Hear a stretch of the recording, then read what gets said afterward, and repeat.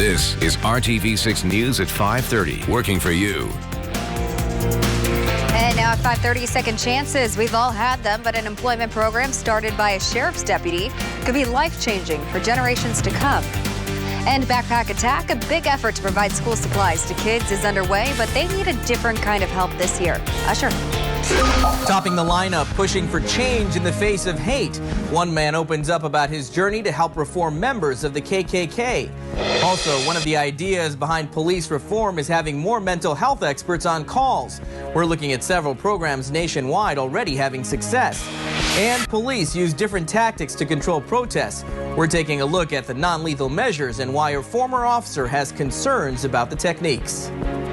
First at 5:30, our Hiring Hoosiers initiative shines a light on all kinds of job opportunities. A Delaware County Sheriff's deputy is making it his mission to end generational crime in his area by helping convicted felons get jobs after they pay their debt to society. RTV6's Kelsey Anderson reports from Muncie. We're here at Midwest Metals, one of the companies that's partnered with Second Chance Dads. And so far in the last 4 years, they have hired 14 convicted felons, hoping of giving them a second chance. When a man feels like a man, he can provide for his family. Kenny West is a sheriff's deputy in Delaware County. He tells me he grew up in Muncie and noticed for a lot of his neighbors, crime seemed to run in the family. You have a generation of felons. Father's as a felony. His dad, the grandfather was a felon in prison. And now his kids and grandkids is going in that same path. How do we break that cycle? That's when he came up with his program, Second Chance Dads. He's partnered with local companies that are willing to hire convicted felons after they've served their time. When we pulled in the first recruit into Midwest Metal, at that time, we had a we don't hire felons policy. John Smith with Midwest Metal says since the program began, they have hired 14 convicted felons, most of them now working their way up the chain of command on the production line and in their lives. I remember I had guys saying, man, this is the first time I ever had insurance, and I feel good going to work. West says the point of this program isn't to give convicted felons a free ride. The point is to give them the opportunity to succeed. Why don't you give a man, teach him how to become a fisherman instead of giving him fish? Because he want to have the opportunity to pay for his children to be getting types of parks and stuff like that. And I said, that's what these men need. Mm-hmm. This is what this community needs. They don't need a handout.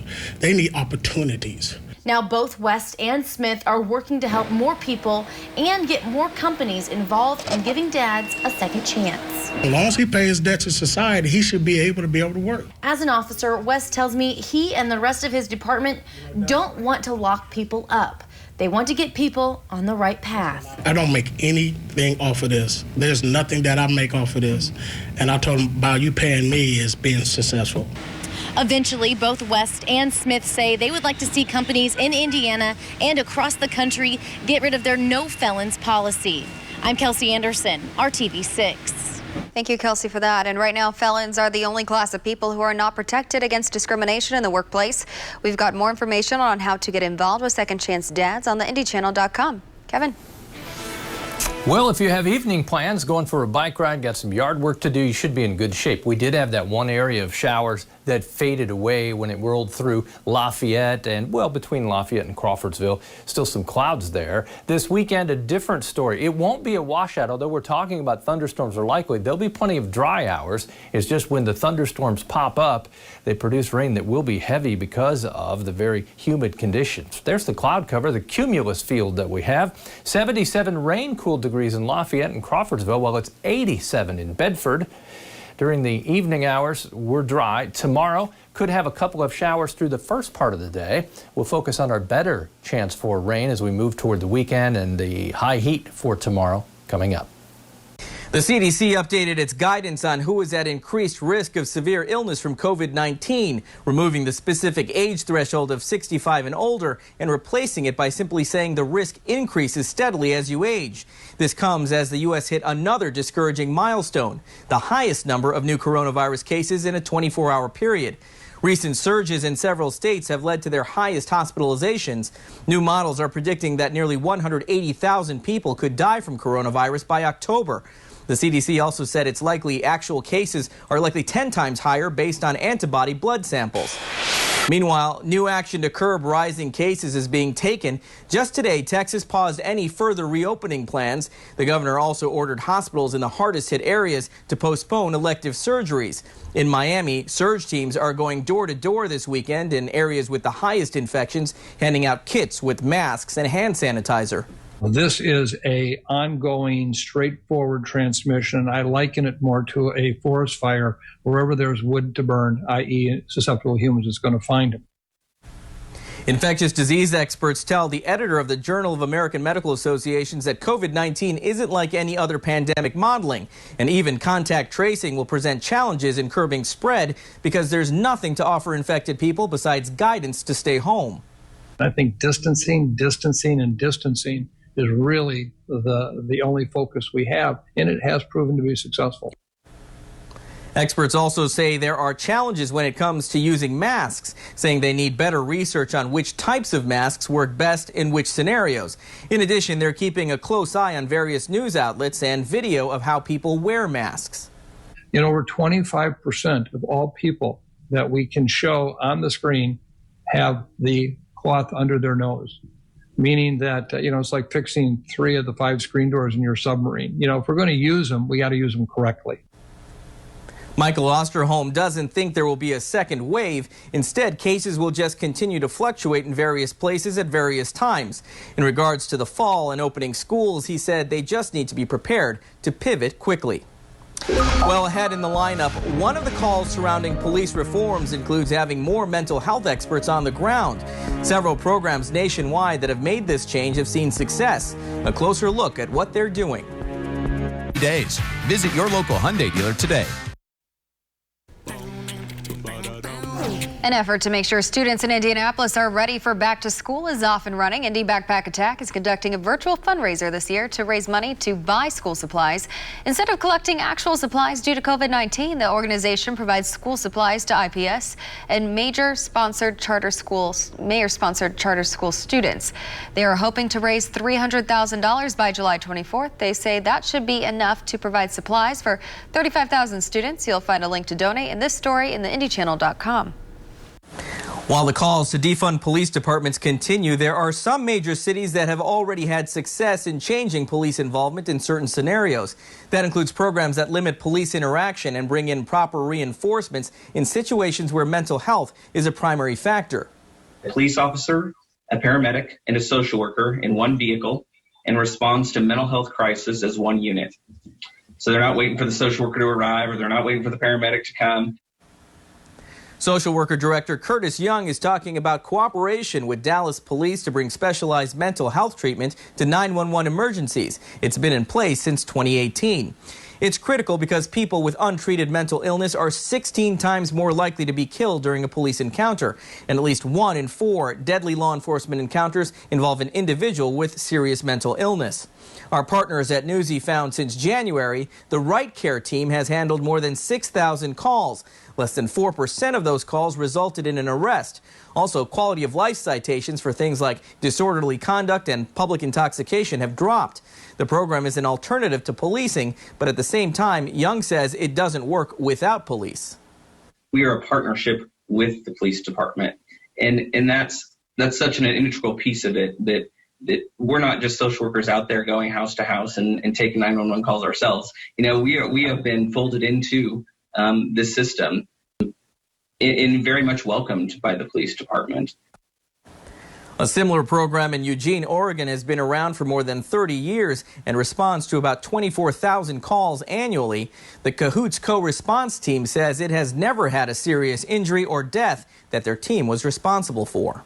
Ahead in our lineup, promoting understanding in the face of hate. A man who has spent decades helping to change the perspectives of members of the KKK talks about what's needed to help the country move forward. Working for you. Let's start the news feed. Dozens of Secret Service agents are being quarantined. This comes after President Trump's rally in Tulsa. It's just a precaution. The Secret Service says it won't impact the agency's ability to do its job. More door-to-door political campaigning is set to start this weekend. One group, the Progressive Turnout Project, says it will hit the ground in 17 states. Some Republican groups relaunched efforts weeks ago. A warning from the Justice Department. There are fraudulent flyers and cards that allegedly exempt the holder from face mask ordinances. Many of these cards cite the Americans with Disabilities Act and contain the Department of Justice seal. Authorities say all official information is available on ada.gov. Well, there are difficult conversations centered around race taking place across the country right now. One big question, how can we as a nation address racism at its core? Chris Conti shares his conversation with a man who has spent decades changing the minds of KKK members. To sit down with Daryl Davis is to truly comprehend the depths of racism in this country. They want to project fear because, fear is the greatest weapon of all time. His degree is in jazz music, but this 64-year-old is most well known for the relationships he's forged off the stage. There are people who dress just like you, just like me. The last place you would expect to see an African-American man is at a KKK rally. For 3 decades, though, Daryl hasn't just attended rallies, he's been invited to them. If you have cancer in the bone, you can't rub a topical cream on top, or put a Band-Aid on it. You got to drill down to the bone and put that chemo or radiation in the source, right? And that's what we have to do with racism? Exactly. Go to the source, which is ignorance. Because it's not inherited, it's a learned behavior. So how does he do it? He listens, something he says we all need to do more of right now. The more time he invests with KKK members, the more likely they are to see him as human. If you spend 5 minutes with your worst enemy, who you've never met before until just then, 5 minutes, you will find something in common. The first ever KKK rally he attended was right here in front of the White House, where our national reckoning about race is on full display. And for Daryl, there's a notable difference right now. We have never had this many white people join in our cause. This is a major change. Change for Daryl started here in Belmont, Massachusetts. He was a Cub Scout and marching in a parade when people started throwing rocks at him. Daryl's parents later explained it was because of the color of his skin. Now, 50 years later, he not only attends KKK rallies, he's helped 200 members leave the Klan. I brought a few garments and flags today. And when they do it, Daryl often gets their robes. Not being afraid of this cloth, he says, takes away its power. I did not convert anybody. I didn't even convert one. But I am the impetus for over 200 to convert themselves. I simply plant the seed and give them enough information that they can come to that conclusion. Hey, I might need to rethink what I'm thinking. At a time when racism has shaken the country to its core, Daryl Davis knows patience is the way forward. I'm Chris Conti reporting. Temperatures during the day today have been comfortable. The humidity level under control. That's beginning to change in southern portions of the state. That will leave our warmest day tomorrow. The reason tomorrow's the warmest day, our rain chances low, we'll have more sunshine. As we get to the weekend with all that humidity, we'll build the cumulus clouds early in the day and we'll develop showers and thunderstorms. That really cuts off the cycle of heating. In that humidity is what you'll notice more than anything. Look at the veil of clouds we have. We've had some showers north and west toward Lafayette. Those have faded away, but you see the impact on the temperature up in Tippecanoe County. 85 in Terre Haute, 84 in Muncie. Where's the warmer air coming from? Let's zip to the southwest. Once you get west then of the Mississippi, temperatures in the low 90s in Kansas City, Oklahoma, Kansas, Nebraska, temperatures soaring there. That warmer air will be drawn in here on southwest winds. I will start this computer model and watch it run from Friday morning, tomorrow, all the way through Saturday. The direction stays the same out of the southwest. The only thing that really changes then is the wind speed gusting over 20 miles per hour, but we'll have temperatures in the mid 80s and that high humidity as a result then of the warmer flow of air. Temperatures tomorrow very close to 90 degrees. I think we'll be up and over 90, especially in the western portion of the state. For about a month now, tens of thousands of people have taken to the streets to protest and exercise their right to free speech. But free speech has its limits when it comes to your job. Maya Rodriguez spoke to an expert on employment law about what your employer is allowed to do if you protest. For weeks now, protests have touched every part of America, drawing people out of their homes and into the national debate over police reform and racial inequality. But while free speech is a part of the First Amendment, it doesn't extend as far as you might think. One example, your job. Those protections are nuanced. Mark Gaston Pierce is with Georgetown Law's Workers' Rights Institute and a former chairman of the National Labor Relations Board. People are under the false impression that a private sector employment relationship affords you all the rights that are guaranteed you by the Constitution, but it does not. In other words, an employer in a state where employment is at will could potentially fire someone for attending or participating in a protest. Provided, of course, that it's not discriminatory. There are a few exceptions. Federal and state employees are protected because they work for the government. Unions also have some protections. And 4 states, New York, North Dakota, Colorado, and California, have specific laws protecting employees' free speech rights. But that's 4 states in a 50-state country. There are efforts underway in Congress that could expand free speech protections for employees under the PRO Act. It passed the House in February and is now in the Senate. If labor law is reformed, then that will bring those kind of protections to the public. But until then, Pierce says an employee's best defense may be found in their employer's own words. And oftentimes, a lot of that lies in the employee handbook, all of the publications that they make you sign to prove that you read it, and most employees don't read it. They need to know all of that stuff. Because even in America, free speech doesn't apply everywhere. In Washington, D.C., I'm Maya Rodriguez. The House is set to vote tomorrow on something it hasn't addressed since 1993, making Washington, D.C. the 51st state. Democrats argue it's important now more than ever. They point to the CARES Act relief funding for coronavirus. D.C. got significantly less, about $500 million, versus states that were guaranteed a minimum of $1.25 billion. Coronavirus deaths in the district have been higher than in more than 20 states. And so when you're trying to coordinate a national strategy to fight a virus, disenfranchising one part of the mainland territory for political reasons makes no sense. Most recently, national troops were ordered into the district during protests related to the killing of George Floyd. Federal leaders were able to make that call in part because there is no governor. D.C. Senator Paul Strauss says D.C.'s lack of statehood is also part of systemic racism.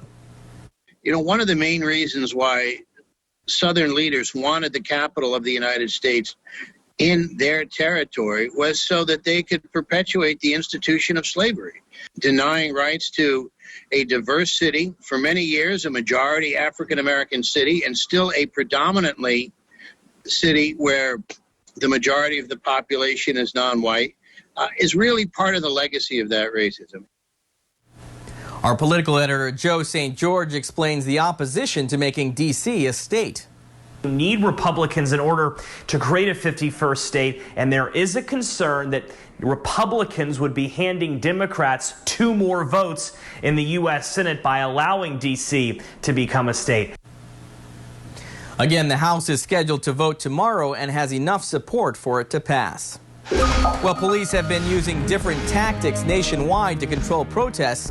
We're taking a look at the non-lethal measures being taken and why a former officer has concerns about the techniques. Next.